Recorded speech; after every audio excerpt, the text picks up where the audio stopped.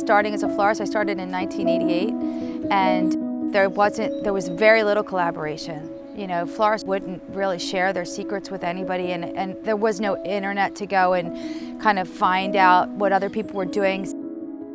Somebody came up to me today. She's an incredible florist in our area, and she was in tears.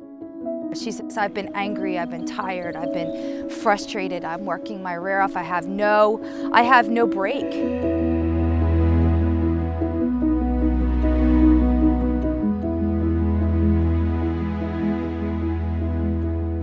We're all just workings, and we don't get a chance to do what we like to do. So we kept saying, well, what if you guys just go cut a whole bunch of flowers and bring them in, and we just get to make stuff.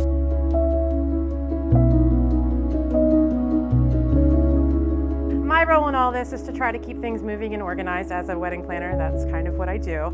But I'm also huge into what everything looks like, and that's why I love flowers so much and respect everything you do. I've tried to come up with 3 different concepts for your team. So you have a card which has the itinerary on it. On the other side, it'll say team A, B, or C.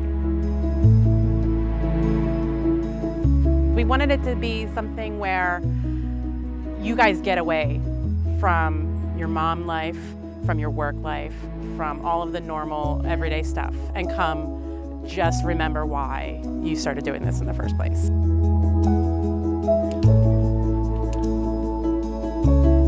When you give someone else courage to do something or give part of what you know, it's an amazing feeling, and it changes you.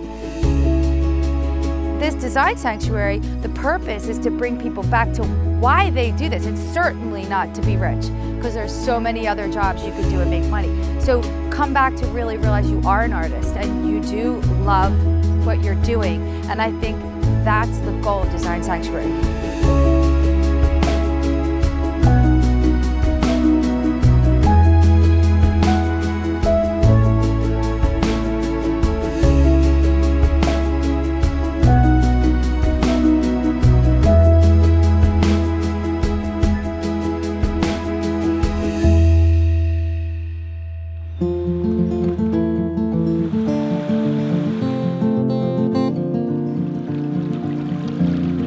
Pull together the palette and the flowers that I love, and just start to create and not think about it.